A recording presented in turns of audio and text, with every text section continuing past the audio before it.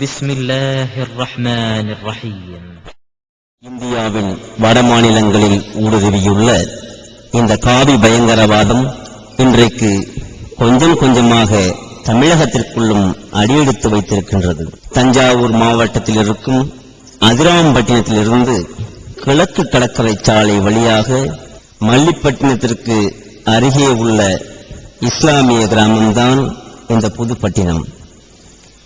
முஸ்லிம்களும் இந்துக்களும் ஒற்றுமையாக வாழும் இந்த ஊரில் சில காவி வெறியர்கள் புகுந்து இரு சமுதாய மக்களுக்கு இடையே பிரிவினையை உண்டாக்கி அதன் காரணமாக பல பிரச்சனைகள் வந்து கொண்டே இருக்கின்றன.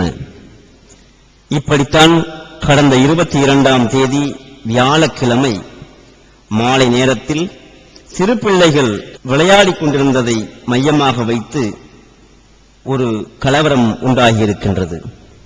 இதை பயன்படுத்தி அந்த புதுப்பட்டினம் ஊருக்குள் நுழைந்த 50க்கும் மேற்பட்ட பயங்கரவாதிகள் அங்கிருந்த பள்ளிவாசலின் மீது கற்களை வீசி எறிந்து பள்ளிவாசலை சேதப்படுத்தியிருக்கிறார்கள். அவர்களின் அடங்காத வெறி அத்தோடு நின்றுவிடவில்லை, அருகிலே இருக்கும் வீடுகளின் மீதும் பாய்ந்திருக்கின்றது. அங்கிருந்த முஸ்லிம்களின் வீடுகளை நோக்கி கருங்கற்களை எரிந்து சேதப்படுத்தியிருக்கிறார்கள். இந்த அயோக்கியர்களின் வெறியாட்டத்தை கண்டு பொறுக்க முடியாமல் அவர்களின் மீது புகார் கொடுத்திருக்கிறார்கள் உள்ளூர் ஜமாத்தார்கள். ஆனால் கயவர்கள் மீது நடவடிக்கை எடுக்காமல் அவர்களை சுதந்திரமாக சுற்ற வைத்து வேடிக்கை பார்த்திருக்கின்றது சேதுபாவா சத்திரம் காவல்துறை. காவிக்கு காக்கி துணை போனதைக் கண்டு பொறுக்க முடியாமல் நீதி கேட்டு ஒரு மாபெரும் ஆர்ப்பாட்டத்தை நடத்துவது என தமிழ்நாடு தௌஹீத் ஜமாத் தஞ்சை தெற்கு மாவட்டம் முடிவெடுத்தது. காவல்துறையின் அலட்சிய போக்கினையும் கயவர்களுக்கு துணை போகும் கருப்பு ஆடு ரவீந்திர பூபதியையும் கண்டித்து கடந்த வெள்ளிக்கிழமை சேதுபாவா சத்திரத்தில் கிட்டத்தட்ட 4000த்திற்கும் அதிகமான ஆண்களையும் பெண்களையும் திரட்டி ஒரு மாபெரும் கண்டன ஆர்ப்பாட்டத்தை நடத்தியது. காவி வெறியர்களால் தினம் தினம் அவதிப்பட்ட அந்த பகுதி முஸ்லிம்கள் அனைவரும் திரளாக இந்த ஆர்ப்பாட்டத்தில் கலந்து கொண்டனர்.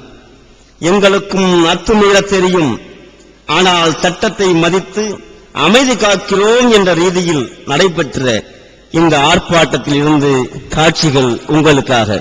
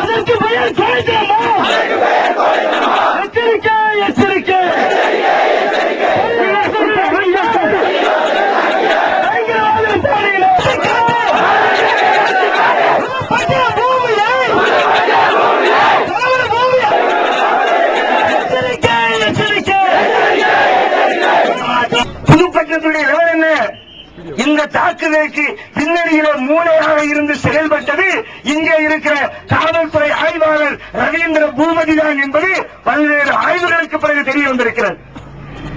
சும்மா ஏதாவது குறை சொல்ல வேண்டிய அவசியம் இல்லை. காவல்துறைக்கு நாங்கள் எதிரிகள் இல்லை.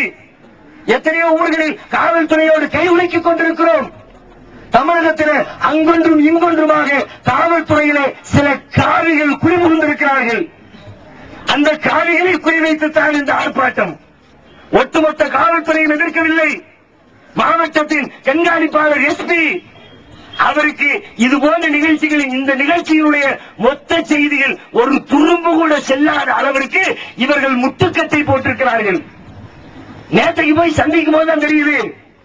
கேட்கிறாரு, கூட வச்சிருக்கிறார் தமிழ்ச்செல்வன் சொல்லிட்டு எஸ்பி இன்ஸ்பெக்டர்.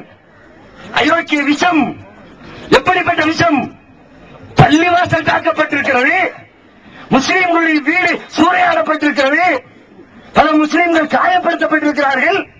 இத்தனை பெரிய கலேவரம் நடந்து முடிந்திருக்கிறது. போய் உட்கார்ந்து விவரத்தை சொன்னா கேட்கிறாரு, தமிழ் செல்வரை பார்த்து கேட்கிறாரு, ஏன் சொல்லல, ஏன் மறைச்சீங்க? அது வேற, இது இங்க வரைக்கும் வந்தவரை உள்ளுக்குள்ள ஊருக்குள்ள போடாம, அதான் ஒண்ணு இல்ல சார், 2 பேரும் அடிச்சா முடிச்சா கேஸ், நீங்க போங்க நாங்க பாத்துக்கிறேன். எஸ்பி என்ன செய்வாரு, சின்ன கேஸ், நமக்கு பெரிய வேலை இருக்குது, காவல்துறை பார்த்துக் கொள்ளும், நமக்கு கீழே இருக்க அதிகாரிகள் கண்காணிப்பார்கள் என்ற நல்லத்துல அவர் உள்ளுக்குள்ள வராமல் போயிட்டாரு. நேற்றைக்கு நேருக்கு நேராக சந்திக்கும் பொழுது அவருக்கு இந்த தகவல் சென்று விடாமல் பாதுகாத்து அரணாக நின்று இந்த அயோக்கியத்தனங்கள் அரங்கேறுவதற்கு மூளையாக இருந்த ரவீந்திர பூபதியும் காவல்துறை கண்காணிப்பாளரின் இன்ஸ்பெக்டர் எஸ்பி இன்ஸ்பெக்டர் தமிழ் செல்வனும் என்பது இப்பொழுது வெட்ட வெளிச்சமாக இருக்கிறது. ஒரு ஆதாரம் 2 ஆதாரம் இல்ல, அடுக்கிறேன் கேளுங்க. ரவீந்திர பூபதி செய்திருக்கிற அயோக்கியத்தனங்களை பட்டியலிடுகிறேன். எதற்கு இத்தனை ஆவேசம்? எங்களுக்கு நிகழ்ச்சி நடந்துச்சு, பள்ளிவாசல் நொறுங்கி கண்ணாடி சில்லையா கிடக்குது, வீடு தாறுமாறா உடைக்கப்பட்டு தெருவெல்லாம் கல் மண்ணு கம்பு, தெருவே அல்லோல பட்டு கிடக்கிறது, தெருவுல கண்ணாடி கிடக்குது, கல்லு கிடக்குது, கம்பு கிடக்குது. கவலைப்படுற ஆள் யாரு? அந்த தெருவுல நடக்கிற மக்கள் கவலைப்படணும், அந்த தெருவை கடந்து போகக்கூடிய வீட்டு வாசிகள் கவலைப்படணும், அந்த பள்ளிவாசலுக்கு போக வேண்டிய தொழிலாளிகள் கவலைப்படுவது. ஆனா பூபதிக்கு கவலை வரும். எல்லாம் நிற்கும் போதெல்லாம் கூட நிற்கிறாரு. நம்முடைய சகோதரர்கள் வீட்டுல போய் சாப்பிட்டுட்டு வந்துருவோம், குளிச்சுட்டு வந்துருவோம், ஒரு 10 நிமிஷம் ரெஸ்ட் எடுப்போம் என்று சொல்லி வெளியில போறாங்க. போயிட்டு வர்றதுக்குள்ள கார்பரேஷன் வேலையை மொத்தமா குத்தகைக்கு எடுத்துக்கிறார் ரவீந்திர பூபதி.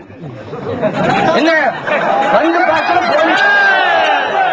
போலீஸ்காரங்களுக்கு நீங்க என்ன வேலை நினைச்சு? அவர் கொடுத்த வேலை என்ன தெரியுமா? ரோட்ல கிடைக்கிற கண்ணாடி எடு, ரோட்ல கிடைக்கிற குப்பை எடு. ஏன் வேலை? எதற்கு இந்த வேலை? குப்பை நீக்கிறார் நினைக்கிறீங்களா?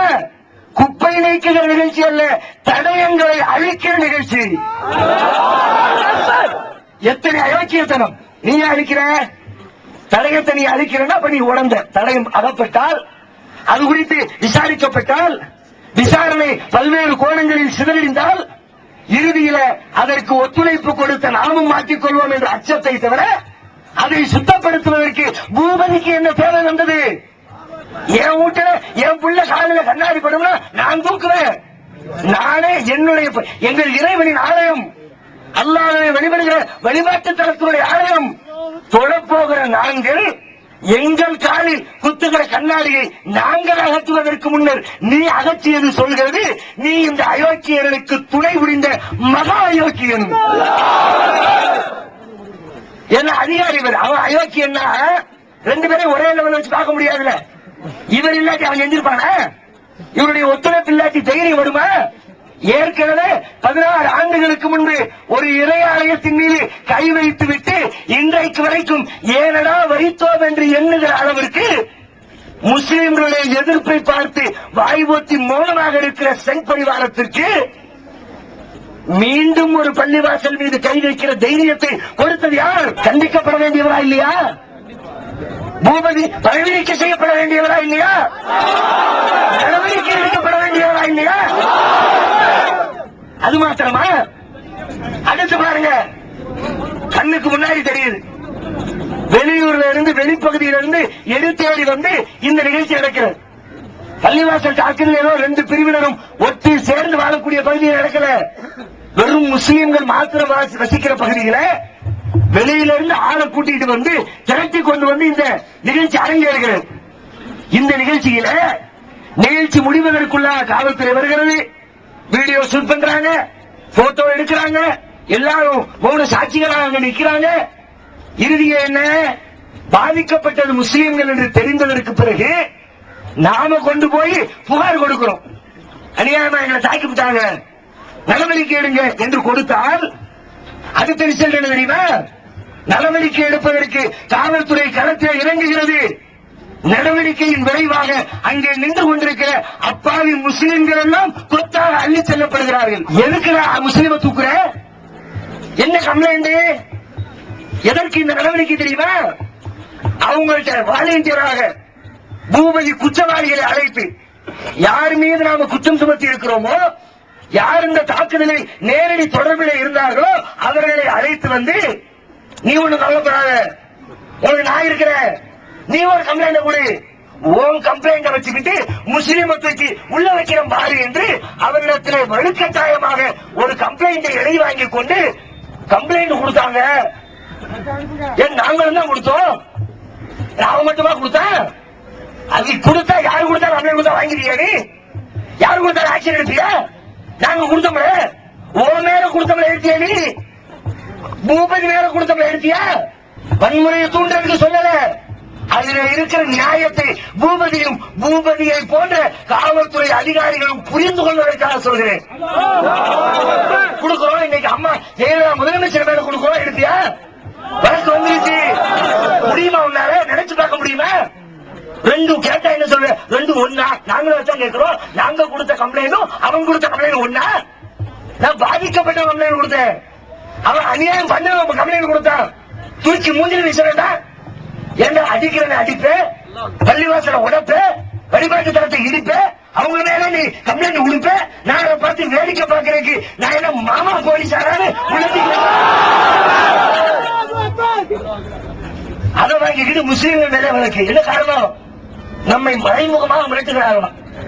உன்னை எவ்வளவு அடிச்சா, உன் பள்ளிவாசல உடைச்சா, மௌனம் அப்படி சும்மா இருந்துரு, வாய் திறந்து போராட்டம் பண்ணுன, கேள்வி கேட்ட ஒன்னேயத்துக்கு உள்ள, அதான அர்த்தம். இந்த வழக்குக்கு என்ன காரணம்? முஸ்லிம்கள் பாதிக்கப்படும் பொழுது வாய் திறந்து கத்தக்கூடாது என்பதை தவிர இதனுடைய நோக்கம் என்ன? இதுவும் காட்டுகிறது. அவர் போட்ட பொய் வழக்கு சொல்கிறது அதிலே இவர் தான் மிகப்பெரிய குற்றவாளி. பொய் வழக்கு போடு, நீ போட்ட எங்க கையில மாங்க கிடைக்குமா? இதற்கு முன்பு தமிழகத்திலே இதே போன்று பொய் வழக்கை நாங்கள் சந்திக்காதவர்கள் இல்லை. ஒரு வழக்கு, ரெண்டு வழக்கு இல்லை, ஏராளமான பொய் வழக்குகளை சந்தித்திருக்கிறோம். பொய் வழக்கு போட்ட காவல்துறை அதிகாரியை சந்தி சிரிக்க வைத்திருக்கிறோம், சட்டையை கழித்து இருக்கிறோம். தேவையில்லாம நாங்கள் களத்தில் இறங்க மாட்டோம். இறங்கினோம் என்று சொன்னால் இன்ஷா அல்லாஹ் எங்கள் உயிர் மூச்சு இருக்கிறது. அந்த காரியத்தை முடிக்காம வீட்டுக்கு போக மாட்டோம். இது வாய்ச்சவனால் இல்லை, கடந்த கால தமிழகத்தினுடைய வரலாற்று உண்மையை நான் நினைவுபடுத்துகிறேன். பொய்வழக்கு போட்டாச்சா, முஸ்லீம்களை கைது பண்ணியாச்சா? மூணாவது, இங்க பாருங்க, அந்த தரப்பையும் கைது பண்றேன் அப்படின்ட்டு ஆவேசமா இறங்கல. டக்குன்னு நமக்கு ஆச்சரியமா போச்சு. நேற்று வரைக்கும் பார்த்த பூபதி மாதிரி தெரியல, இன்னைக்கு புலி மாதிரி பாயிறாரு, பாஞ்சு புடிச்சிட்டு வர்றாரு. யாருடான்னு பார்த்தா, யார புடிச்சிட்டு வந்தாரு? முஸ்லிம்களோடு உறவாக இருந்து நட்பு பாராட்டி அண்ணன் தம்பியாக உறவு கொண்டாடுகிறானு அப்பாதி 5 பேரத்துக்கு உள்ள வச்சு புடிச்சிடம் பாத்தியா? கிழிச்சிட்ட பாத்தியா? நம்ம கண்ணுக்கு முன்னாடி குற்றவாளி போறான். நேற்றைக்கு முத்துப்பேட்டையில இருக்கிற ஒரு சங் பரிவார கும்பலுடைய தலைவருடைய வண்டியில குற்றம் சாட்டப்பட்ட அந்த நேம் குறிப்பிடப்பட்ட குற்றவாளிகள் வண்டியில ஏற்றுக் கொள்ளப்பட்டு இதே புதுப்பட்டினத்துக்குள்ள போறாங்க. போலீஸ் பாதுகாப்போடு போகிறார்கள். எங்க பார்த்தோம் தைரியம்? அந்த 5 அப்பாவி மீனவர்களை கைது செய்து முஸ்லிம்களுக்கு எதிராக திருப்புவதற்காக வேண்டி ஆவேசமாக கிளம்பிறீங்க. நீ அந்த குற்றவாளிகளுக்கு பந்தோபஸ்து கொடுத்து பின்னாடியே நாய் மாறி போனீங்களே, என்ன அர்த்தம்? அவனை கைது பண்ணா அவனும் முஸ்லீமுக்கு எதிராக திரும்புவான். அப்பா அதை கைது பண்ணா நேற்று வரைக்கும் நட்பா இருந்தவன் இன்னைக்கு அவனும் சேர்ந்து சண்டை போடுவான். காவல்துறை சார்பில் மீண்டும் ஒரு வழக்கு. என்ன வழக்கு? காவல்துறை வாகனத்தை கல் வீசி அதில் ஒரு கண்ணாடியில ஒரு சின்ன ஓட்டை வந்து விட்டது. காவல்துறை கண்ணாடி உடைக்கப்பட்டு விட்டது. அதுக்காக வேண்டி ஒரு எஃப்ஐஆர் போலீஸ் தரப்பிலே போட்டுக்கொண்டு அதற்காக ஒரு தேடுதல் வேட்டை. 2 பேர் நிக்கிறான். இந்த பக்கம் அந்த சண்பரிவார சமூக ஒரு கூட்டம் கல் எறியுது. அதை தடுப்பதற்காக வேண்டி ஒரு 5-6 சின்ன பையன் அந்த பக்கம் நின்றுகிட்டு தடுக்கிற முயற்சிகளில் ஈடுபடுறான். 2 பக்கமும் தாக்குதல் நடக்குது. அந்த நேரத்தில் நடுவில் இருந்த வண்டி மேல ஒரு கல்லு விழுந்துருச்சு. கல்லு விழுந்தால் உள்ள குற்றவாளி யாராக இருப்பார்? இந்த பக்கமும் நிக்கிறான், அந்த பக்கம் நிக்கிறான். உன் கண்ணு முன்னாடி நடக்குது, குற்றவாளி யார்? இந்த பக்கமும் இருக்கலாம், அந்த பக்கமும் இருக்கலாம். இந்த பக்கம் 2 பேரை தூக்குறேன், அந்த பக்கம் 2 பேரை தூக்குறேன்னு தூக்குறேன். அது ஓரளவுக்கு ஏற்க தகுந்த நியாயம். ஆனால் என்ன செய்தீர்கள்? கல் வீசி தாக்குறது முஸ்லீம் இளைஞர்கள் தான் என்று முஸ்லீம் இளைஞர்களை வண்டியை தாக்குறது கேஸ்ல தூக்கி உள்ள போடுற அவங்க பட்டிருக்காங்களா? நீ புடி, நான் சொல்லல. அந்த கல்லை வீசியது முஸ்லீம் தான் என்று சொன்னால் அதற்கு ஒத்துழைப்பு கொடுப்பதிலே முதல் ஜமாத்தாக நாங்கள் இருப்போம். சட்டத்தை எங்களுக்காக வளைக்க மாட்டோம். சட்டத்தை எங்களுக்கு வசதியாக திருப்ப முனைய மாட்டோம். எங்களின் ஆள் பலத்தை, அதிகார பலத்தை காட்டி ஜனநாயக விரோதமாக நாங்கள் நடக்க மாட்டோம். இதுவரைக்கும் நடந்ததும் கிடையாது. அப்படிப்பட்ட வரலாற்று சொந்தக்காரர்கள் நாங்கள். கல் வீசிட்டான் அவனை பிடிச்சிய ஏன் அந்த சமூக விரோத கும்பலுடைய கண்ணு பட்டிருக்க கூடாதா? அதுல தாக்குதல் நடந்திருக்க கூடாதா? இன்வெஸ்டிகேஷன் பண்ணி ஆய்வு நடத்தி குற்றவாளி இவன் நாடு ஆதாரத்தோடு நிரூபி 1க்கு 10 முஸ்லீமை தூக்கிட்டு போ. எங்களுக்கு ஆட்சேபனை இல்லை. எந்த விசாரணையும் இல்லாமல் குண்டு கட்டாக முஸ்லீம் இளைஞர்களை தூக்கிட்டு போறதா என்ன அர்த்தம்? சரி, அதை கூட நான் ஏத்துக்கிறேன். உங்களின் வாகனம் சேதப்படுத்தப்பட்டதற்கு இத்தனை வேகமாக நடவடிக்கை எடுத்து குற்றவாளிகளை கைது செய்த காவல்துறையே அல்லாஹ்வின் பள்ளிவாசல் முஸ்லிம் சமுதாயத்தின் உணர்வுகளோடு ஒன்றி போன இறைவனின் ஆலயம், அந்த இறை ஆலயம் தாக்கப்பட்டதற்கு இத்தனை முக்கியத்துவம் கொடுத்தாயா? ரெண்டும் ஒன்னா? நம்ம காரு கண்ணாடியை விட எங்க இறைவனுடைய ஆலயத்தின் கண்ணாடி லேசுப்பட்டது நினைக்கிறாயா? முஸ்லிம்களின் உயிரோடும் உணர்வோடும் கலந்த இறைவனின் ஆலயத்திலே கைவத்த கைவர்கள் சுதந்திரமாக எந்த கட்டுப்பாடும் இல்லாமல் ஊரிலே சுற்றி திரிகிறார்கள். முஸ்லிம் இளைஞர்களுக்கு கையிலே விளங்கிட்டு சிறை கொட்டடியில் அடைத்து வைப்பீர்கள். அதை நாங்கள் பார்த்துக் கொண்டு வேடிக்கை பார்ப்பதா? அதற்கு தான் இந்த கூட்டம் களமிறங்கி இருக்கிறது. என்ன ஆனாலும் சரி, சம்பந்தப்பட்ட குற்றவாளிகள் கைது செய்யப்படுகிறவரை அதற்கு உடந்தையாக இருந்த பூபதி நடவடிக்கை எடுக்கப்படுகிறது. எங்களின் போராட்டம் ஓயாதடா. இது மாத்திரம் இல்லைங்க, இந்த நிகழ்ச்சியில மட்டும் இல்ல, தொடர் நிகழ்ச்சியில இதுவரைக்கும் ஆளு 2 வருஷம் ஆகல.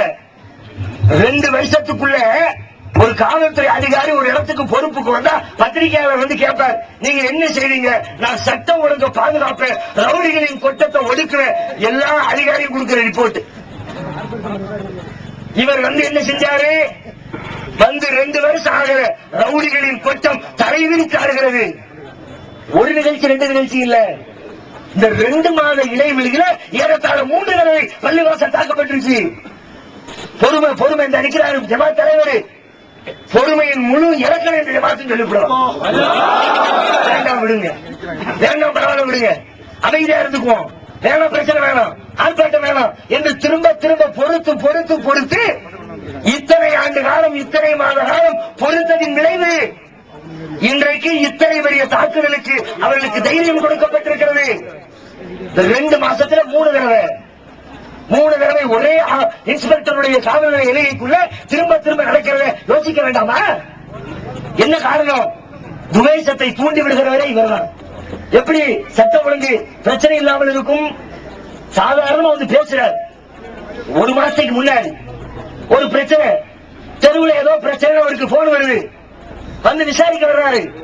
2 முஸ்லீம் இளைஞர் இருக்கிறாங்க. இந்த நிகழ்ச்சி என்ன தெரியுமாடா? தெரியலங்க. ஆமாடா, பாகிஸ்தான் தீவிரவாதிகள் இப்பதான் இறங்கி இருக்கிறீங்க, உங்களுக்கு எப்படிதான் தெரியும்? யாருடா தீவிரவாதி? நீ தீவிரவாதி என்று சொல்லி சாத்வீகமான முறையிலே போராடுகிற எங்களை தீவிரவாதத்தின் பக்கம் தள்ளிவிடுகிறாயா? பொறுமைக்கு ஒரு எல்லை உண்டு இல்லையா? எங்களை போன்று எங்கள் சமுதாயத்தில் இருக்கிற அத்தனை பேரும் இப்படி கொடிபிடித்து பதாகை தூக்கி கையிலே ரோட்டிலே நின்று ஆர்ப்பாட்டம் செய்து கொண்டிருப்பான் என்று நம்ப முடியுமா? தீவிரவாதத்தின் தள்ளிவிடுகிற வேலைக்கு மூல காரணமாக இந்த பூபதி இருந்த காரணத்தினால் இவரை நாங்கள் பணி நீக்கம் செய்ய சொல்லி, ரீதியான நடவடிக்கை எடுக்க சொல்லி கோரிக்கை அளித்துக் கொண்டிருக்கிறோம். பக்கத்தில் செந்தல 1 கேஸ் 2 கேஸ் இல்ல, இது ஆர்ப்பாட்டத்தில் பேசுற மேட்டரே இல்ல. இந்த ஆளுக்குனே 2 நாள் ஒதுக்கணும் போல இருக்கு. 2 வருஷத்தை பண்ணி இருக்கிற அட்டகாசம். பக்கத்துல செந்தரை கிராமம், 2 முஸ்லிம்களுக்கு இடையில பிரச்சனை. வர்றான், வந்து கம்ப்ளைண்ட் கொடுக்கிறான். எல்லாத்துக்கும் இந்த அயோக்கியனை சார்ந்து இருக்க வேண்டிய அளவுக்கு தேசம் காவல்துறை அவன் கையில இந்த பகுதிக்கு ஒப்படைத்திருக்கிறது. வந்து கம்ப்ளைண்ட் கொடுத்தா விசாரி, குற்றவாளியை கைது பண்ணி நடவடிக்கை எடுத்து நியாயம் வழங்கி பேசிக் கொண்டிருக்கும் பொழுதே பேசுகிறான். இந்த அயோக்கிய ராஸ்களுடைய வார்த்தை எப்படி வருகிறது? 2 பேரும் பாயா போயிட்ட, முஸ்லிமா போயிட்ட, அடிச்சுக்கிட்டு அடிச்சவன் அடிபட்டவன் முஸ்லிம் ஆயிட்ட. எவனாவது ஒருத்தன் இதுல இந்து சம்பந்தப்பட்டிருந்தால் உள்ள தோலை உரிச்சு உப்பு வச்சிருவேன். யாரு சொல்றா? நாங்க சொல்றோம். தோலை எங்கள் தோலை உரிக்கவா தயார்? எங்கள் ஆடையை கலட்டி தோலை உன் கையில ஒப்படைக்கிறோம், நீ உரிச்சு காத்து. அடுத்த ஒரு மிரட்டல். அடுத்த மிரட்டல் என்ன மிரட்டல்? பாஸ்போர்ட். நம்ம சமுதாயத்து தலைவர் என்ன பாஸ்போர்ட் இல்லாட்டி வாழ்க்கையே நாசமா போச்சுன்னு பரபர நினைக்கிறாங்க. இது மாதிரி செஞ்சீங்க, பாஸ்போர்ட்டை முடக்கி போடுவோம். இவர் மட்டும் இல்ல, இந்த மாவட்டம் முழுக்க மேல இருந்து கீழே டிஎஸ்பி போய் உட்கார்ந்து பேண்டா ஒருத்தர் சொல்றாரு, என் பாஸ்போர்ட் அதே லெவலுக்கு. போய் கேட்டா என்னையா குற்றம் செஞ்சாரு அப்படின்னு கேட்டா, வீட்டுல பொம்மைக்கு 2 பேட்டரி வாங்கிட்டு வந்தாரு, பேட்டரியை வச்சு குண்டு வைக்கலாம் இல்லையா, அதனால கைது செய்துட்டோம். பேட்டரி வச்சு கடிகாரம் தான் ஓடுது, பேட்டரி வச்சு வாட்ச் தான் ஓடுது, பேட்டரி வச்சு குண்டு மட்டும்தான் அடிக்கும் என்று சம்பந்தம் இல்லாமல் வழக்கு போடுகிற பாணியில பாஸ்போர்ட்டை முடக்கி போடுவேன். நேற்றைக்கு டிஎஸ்பி பேசுகிறார், அவர் மீதும் நாங்கள் நன்மதி போய்த்திருந்தோம், ஆய்வு நடத்துகிறார்களாம். பாஸ்போர்ட் குறித்த எல்லா விவரங்களையும் எடுத்துக் கொண்டிருக்கிற அந்த பகுதி மக்களுடைய பாஸ்போர்ட் விவரத்தை எடு. நாங்கள் சொன்னோம், நீ எடு, எங்க சமுதாயத்தின் மீது பீடித்திருக்கிற அந்த வெளிநாடு என்ற சாபம் செத்து ஒழியிருக்கு. கேள்வி செய்ய நினைக்கிறியா? முழுக்க முழுக்க சங் பரிவார சிந்தனை, பேச்சிலே, செயல்பாட்டிலே, நடவடிக்கையிலே அத்தனையிலும் ஊறி போயிருக்கிற இது போன்ற காவல்துறை அதிகாரிகள் இதே இடத்திலே இன்னும் பல மாதங்களுக்கு நீடித்திருந்தால் இந்த தேசம், இந்த பகுதி, இந்த ஊர் ஊராக இருக்காது. நாளொரு மேரில் பொழுது வண்ணத்திலும் இது சுடுகாடாக மாறி போய்விடும். அப்படிப்பட்ட அயோக்கியத்தனம், மாபாதக செயல் நிகழ்ந்துவிடக் கூடாது என்பதற்காக இந்த நிமிடத்தில் நாங்கள் அரசுக்கு கோரிக்கை வைக்கிறோம். இந்த பள்ளிவாசல் தாக்குதலில் ஈடுபட்ட உண்மையான குற்றவாளிகள் மீது அந்த தாக்குதலுக்கு தகுந்தாற் போன்று நடவடிக்கை எடுக்கப்பட வேண்டும். அதற்கு மூளையாக உறுதுணையாக இருந்து செயல்பட்ட ரவீந்திர பூபதி மீது உடனடியாக நடவடிக்கை எடுக்கப்பட வேண்டும். அப்பாவியான 2 தரப்பிலும் கைது செய்யப்பட்ட அப்பாவி மக்கள் உடனடியாக விடுதலை செய்யப்பட வேண்டும். இத்தனை ஆயிரக்கணக்கான மக்களின் கோரிக்கை மறுக்கப்பட்டால், புறக்கணிக்கப்பட்டால், எதிர்வருகிற காலத்தில் தமிழகத்தை கிடுகிடுக்க செய்கிற அளவிற்கு போராட்டத்தை விரிவுபடுத்துவோம். அல்லாஹ்